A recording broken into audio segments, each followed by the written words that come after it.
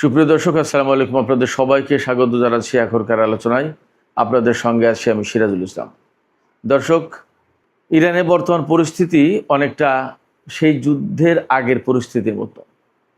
ইসরায়েলের যুদ্ধমন্ত্রী ইসরায়েল কাজ বলেছেন, ইরানের সর্বোচ্চ নেতা, বর্তমান সর্বোচ্চ নেতাকে প্রয়োজন হলে টার্গেট করা হতে পারে। এর জবাবে ইরানের পররাষ্ট্রমন্ত্রী সাইদ আব্বাস আরাকচি এক্সে দেয়া পোস্টে বলেছেন, আমেরিকা যদি তার পোষা প্রাণীগুলোকে মুখ বন্ধ না করে তাহলে তাদেরকে প্রয়োজনে ইরান শিক্ষা দেবে।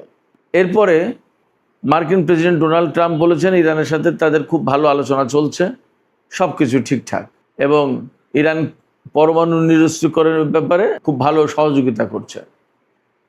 ঠিক এই রকম কথাই কিন্তু যুদ্ধের আগে যখন ওমানের মধ্যস্থতায় ইরান এবং আমেরিকার মধ্যে আলোচনা হচ্ছিল তখন বলা হচ্ছিল। এখন ঠিক সেরকম একটা পরিস্থিতি। ইরানের শহীদ সর্বোচ্চ নেতা আয়াতুল্লাহ আলী খামেনির হত্যার প্রতিশোধ নেওয়ার অঙ্গীকার ব্যক্ত করেছে ইরানের সর্বোচ্চ জাতীয় নিরাপত্তা পরিষদ। একই সাথে আরেকটি গুরুত্বপূর্ণ খবর আছে, ইরান রাশিয়ার কাছ থেকে SU-35 বিমানের সিমুলেটর কিনেছে। এই সিমুলেটর কেনার মানে কি সেটা আমি বিস্তারিত ব্যাখ্যা করার চেষ্টা করব। তো এই যখন সামগ্রিক পরিস্থিতি, তখন আমার কাছে ব্যক্তিগতভাবে মনে হচ্ছে ইরান এবং আমেরিকা আর ইসরায়েলের মধ্যে 28শে ফেব্রুয়ারি যুদ্ধের আগে যে পরিস্থিতি ছিল এখন আবার তেমন একটা পরিস্থিতি বিরাজ করছে। সুপ্রিয় দর্শক, এই বিষয়গুলো নিয়েই এখন আমি আপনাদের সাথে বিস্তারিত আলোচনা করব আশা করছি। আপনারা শেষ পর্যন্ত সঙ্গে থাকুন, আর ভিডিও ভালো লাগলে লাইক কমেন্ট শেয়ার করবেন প্লিজ। চ্যানেলটি সাবস্ক্রাইব করে সাথেই থাকবেন এমনটিও আশা করছি। দর্শক, চলুন বিস্তারিত আলোচনা করে। ইসরায়েলের যুদ্ধমন্ত্রী ইসরায়েল কাজ তিনি বলেছেন যে ইরানের বর্তমান যে সর্বোচ্চ নেতা সাইদ মুস্তফা খামেনি, তাকে প্রয়োজনে হত্যা করা হবে, তাকে টার্গেট করা হবে। ইসরায়েলের যুদ্ধমন্ত্রী আরও বলেন যে এর আগে ইসরায়েল ইরানের ভেতরে 2বার প্রবেশ করেছে, প্রয়োজন যদি হয় তাহলে 3য়বার প্রবেশ করবে এবং সর্বোচ্চ নেতাকে সহ আরও যাকে হত্যা করা দরকার তাকে হত্যা করবে। এটা কিন্তু খুব ভালো ইঙ্গিত না।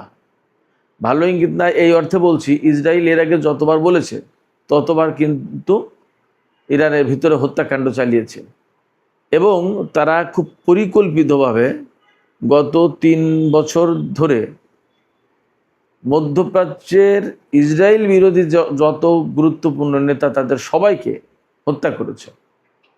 এমনকি যে ইরান ইসরায়েল আর আমেরিকার বিরুদ্ধে যুদ্ধ করছে তাদের সমস্ত গুরুত্বপূর্ণ নেতাকে হত্যা করেছে। আর যারা বেঁচে আছেন তাদের ভেতরে নতুন সর্বোচ্চ নেতাকে এবং আরও গুরুত্বপূর্ণ নেতাদেরকে হত্যা করা যখন হুমকি দিচ্ছেন, তখন কিন্তু এই আশঙ্কা বা এই শঙ্কা অবশ্যই তৈরি হচ্ছে যে তাহলে ইসরায়েল আবার ইরানের ভিতরে নতুন করে কোন সময় হত্যাকাণ্ড শুরু করে। ইরান হয়তো তার জবাব দেবে, যেটা ইরানের পররাষ্ট্রমন্ত্রী সাইদ আব্বাস আরাকচি বলেছেন যে এর কঠোর প্রতিশোধ নেওয়া হবে, এবং আমেরিকা যদি তার পোষ্যকে যদি মুখ বন্ধ না করে তাহলে ইরান তাদেরকে শিক্ষা দেবে। এসব কথা ঠিক আছে, হয়তো ইরান ইসরায়েলের বিরুদ্ধে যুদ্ধও করবে। এরপরে ডোনাল্ড ট্রাম্প আমেরিকা সারা বিশ্ব আবার চাপাচাপি করে ইরানকে যুদ্ধবিরতিতে রাজি করাবে। কিন্তু মাঝখান দিয়ে যে বহু সংখ্যক লিডার, নেতা, সেনাবাহিনীর বড় বড় কর্মকর্তা, বড় বড় বিজ্ঞানী, রাজনৈতিক নেতা, সর্বোচ্চ নেতা, তারা যে নিহত হয়ে যাচ্ছেন, এর কি হবে? তাদেরকে তো আর ফিরে পাওয়া যাবে না। এই সংকটের তো সমাধান হলো না। তো সেক্ষেত্রে আমার কাছে মনে হচ্ছে এটা খুবই একটা বাজে অ্যালার্ম, বাজে সংকেত। এটা নতুন করে কোন অশনি সংকেত দিচ্ছে আমি ঠিক পরিষ্কার না। এবার সেই ইরানের সর্বোচ্চ জাতীয় নিরাপত্তা পরিষদ, যেটা সেই পরিষদের সদস্য সচিব এবং সাবেক IRGCর সিনিয়র কমান্ডার জুলকাদর, তিনি বলেছেন যে ইরানের সর্বোচ্চ নেতাকে যারা হত্যা করেছে তাদের বিরুদ্ধে উপযুক্ত সময়ে উপযুক্ত প্রতিশোধ নেওয়া হবে, এই রক্তের বদলা ইরান কখনো ছেড়ে দেবে না, অর্থাৎ এই রক্তের বদলা, এই হত্যার প্রতিশোধ নেবেই নেবে, এটা অঙ্গীকার ইরানের পক্ষ থেকে। কখন তিনি এই কথা বলছেন? এই কথা বলছেন তখন যখন ইরানের শহীদ সর্বোচ্চ নেতার জানাজা অনুষ্ঠান শুরু হতে যাচ্ছে। আগামী 9 তারিখে তাকে চূড়ান্তভাবে নিজ জন্ম শহর যে মাশাদ, সেই মাশাদ শহরে ইমাম রেজার মাজারের পাশে, অর্থাৎ ইমাম রেজা যেখানে শুয়ে আছেন তার কবরের পাশে তাকে দাফন করা হবে। তো এর আগে ইরানের পক্ষ থেকে এই বক্তব্য দেওয়া হলো সর্বোচ্চ জাতীয় নিরাপত্তা পরিষদের পক্ষ থেকে। এর ভেতরে ইরানি জাতিকে বা বিশ্ববাসীকে হয়তো ইরান এই মেসেজ দিতে চেয়েছে যে আমাদের সর্বোচ্চ নেতাকে আমরা ঠিক বিদায় জানাচ্ছি, কিন্তু তার হত্যাকাণ্ডের কথা, তাকে যে যন্ত্রণা দিয়ে হত্যা করা হয়েছে বা যে বোমা হামলার পরে বিল্ডিং ধসে তিনি শহীদ হয়েছেন, এই যে কষ্ট, এর প্রতিশোধ নেওয়া হবে। আমি এখানে একটা বিশেষ তথ্য জানিয়ে রাখি। ইরানের শহীদ সর্বোচ্চ নেতা আয়াতুল্লাহ আলী খামেনি যখন শহীদ হয়ে যান তখন তার হাত মুষ্টিবদ্ধ ছিল। ইরানি কর্মকর্তারা, বিশেষ করে জুলকাদর তিনি জানিয়েছেন, জাতীয় নিরাপত্তা পরিষদের সচিব তিনি জানিয়েছেন, এই যে মুষ্টিবদ্ধ হাত,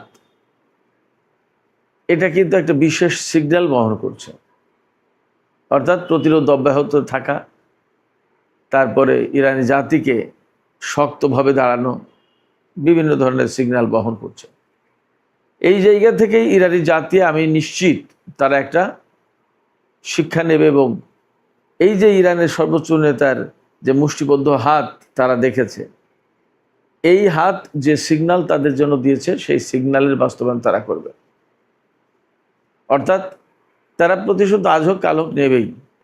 ইরানের সর্বোচ্চ নেতার জানাজা অনুষ্ঠানে 90টা দেশ থেকে সরকারিভাবে লোকজন আসবে, এটা একটা বিরাট ব্যাপার।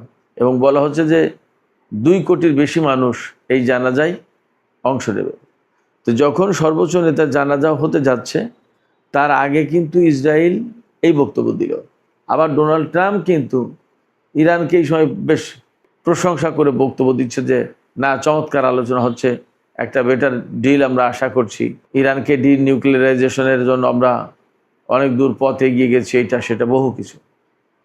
এরকম কথাই কিন্তু ডোনাল্ড ট্রাম্প এর আগে বলেছিল।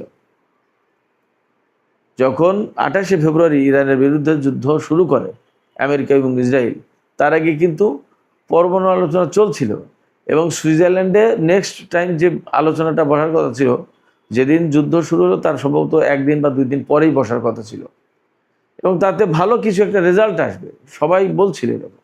সেই সময় কিন্তু একবার হঠাৎ করে ইরানের উপর হামলা চালিয়ে দিল। এই সময় ইসরায়েলের যে যুদ্ধমন্ত্রী হুমকি দিচ্ছেন সর্বোচ্চ নেতাকে হত্যার, তিনি বলছেন যে ইরানের সাথে আলোচনা চলাকালীন যদি প্রয়োজন হয় তাহলে আমরা এই সময় হামলা করব। তার মানে আমেরিকার সাথে ইরানের যে সমঝোতা সই হয়েছে সেটা ইসরায়েল মানবে না।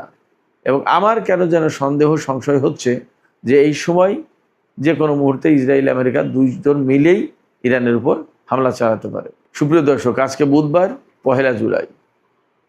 আজকে দুপুরে যে ভিডিও আমি আপলোড করেছি সেই দুপুরের ভিডিওতে বলা হয়েছে, আমি বলেছি যে ইরানের বিরুদ্ধে স্থল অভিযানের পরিকল্পনা করছে বা নতুন করে হামলা চালানোর পরিকল্পনা করছে আমেরিকা। এবং এই বিষয়ে আমেরিকার যুদ্ধমন্ত্রী পিট হেগসেথ এবং জয়েন্ট চিফস অফ স্টাফের চেয়ারম্যান জেনারেল ড্যান কেইন, তাদের 2 জনের সাথে, অর্থাৎ যুদ্ধ যারা শুরু করবে তাদের 2 জনের সাথে ডোনাল্ড ট্রাম্প মিটিং করেছেন। এবং এই খবর দিচ্ছে খোদ আমেরিকার ওয়াল স্ট্রিট জার্নাল পত্রিকা, এটা আমার আপনার কথা না। ফলে ইসরায়েলের এই যে যুদ্ধমন্ত্রী ডোনাল্ড ট্রাম্পের পজিটিভ আশাবাদ, আবার ওপাশে গোপনে গোপনে যুদ্ধমন্ত্রীর সাথে মিটিং, হামলার হুমকি, সমস্ত সব কিছু মিলে আমার কাছে মনে হচ্ছে এখন এমন একটা অবস্থা বিরাজ করছে যে অবস্থা বিরাজ করছিল 28শে ফেব্রুয়ারির আগে। সেক্ষেত্রে আমরা একটু অপেক্ষা করি আসলে কি হতে যাচ্ছে দেখি।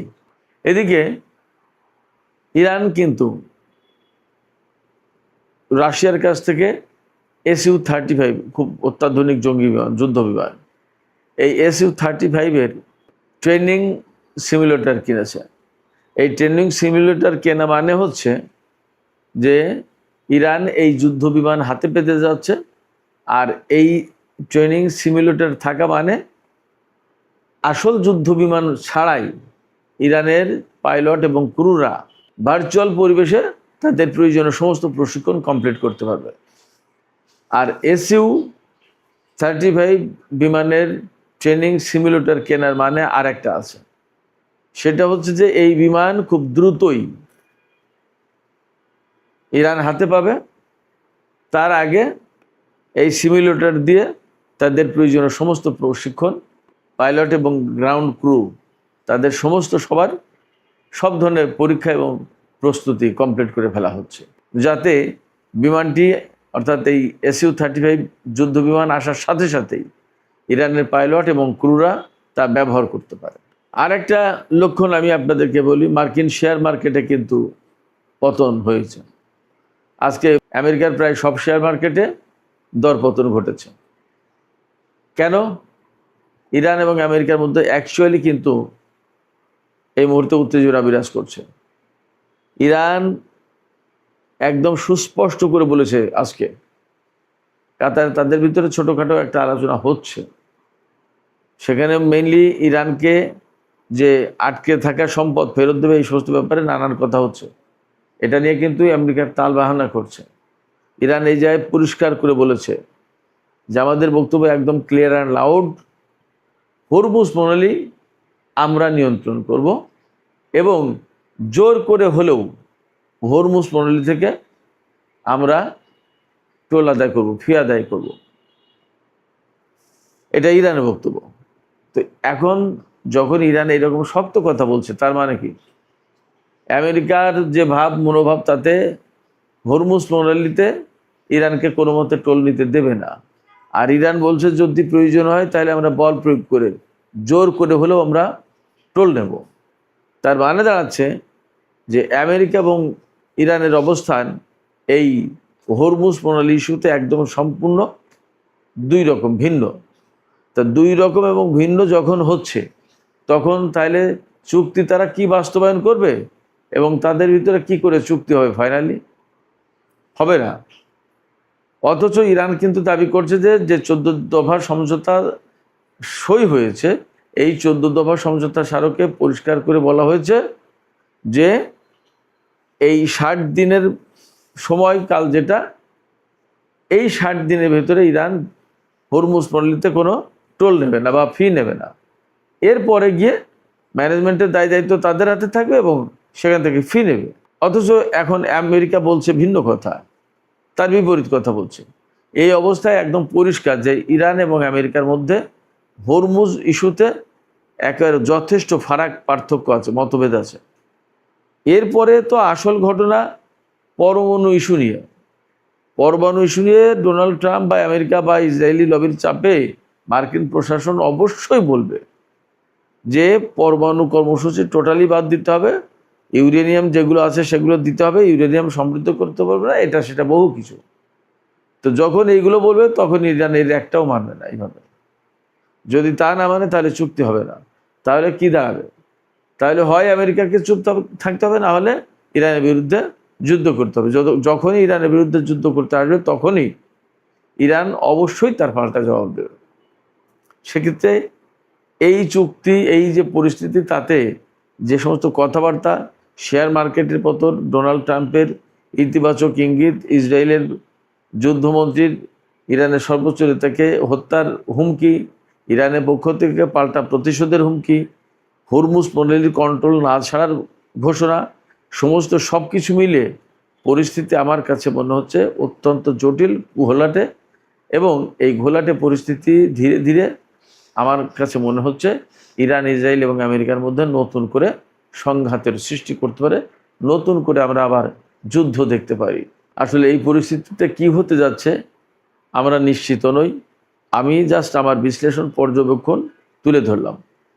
পরিস্থিতি যদি এমন হয়, আমি যা বললাম, তাতে এমনকি সর্বোচ্চ নেতা জানাজা অনুষ্ঠান ঠিক মতো নাও করতে দিতে পারে তারা। দেখা গেল একটা হামলা চালিয়ে বসলো, তখন কিন্তু ভীষণ রকমের একটা ক্রিটিক্যাল একটা মোমেন্ট তৈরি হয়ে যাবে। তো যাই হোক, দেখা যাক কি হয়, আমরা অপেক্ষা করি। এপাশে কাতার মধ্যস্থতা করার চেষ্টা করছে খুবই, পাকিস্তানও অ্যাক্টিভ আছে। ওপাশে তুরস্ক, ইসরায়েলের যে ভূমিকা, বিশেষ করে ফিলিস্তিনে কিন্তু ইসরায়েল আজকেও গাজায় হামলা চালিয়েছে এবং 3 জন নিহত। সব কিছু মিলে যে পরিস্থিতি, তাতে সুবিধাজনক মনে হচ্ছে না। গাজা পরিস্থিতি বা ফিলিস্তিনি পরিস্থিতিতে এরদোগান বলেছেন যে ইসরায়েল যা করছে তা মধ্যপ্রাচ্যের জন্য খুবই ডিস্টার্বিং, এটা বন্ধ করা দরকার। তুরস্কের প্রেসিডেন্ট রজব তাইয়িপ এরদোগান মোটামুটি একটা হুমকি দিয়েছেন। তার হুমকিকে আবার মানুষ সেইভাবে গ্রহণও করে না, কারণ তিনি বলেন কিন্তু কাজের কাজ তো কিছুই করেন না, যার কারণে সেটা আবার আর একটা ভিন্ন ডাইমেনশন। যাই হোক, ইরান, ইসরায়েল এবং আমেরিকার ভেতর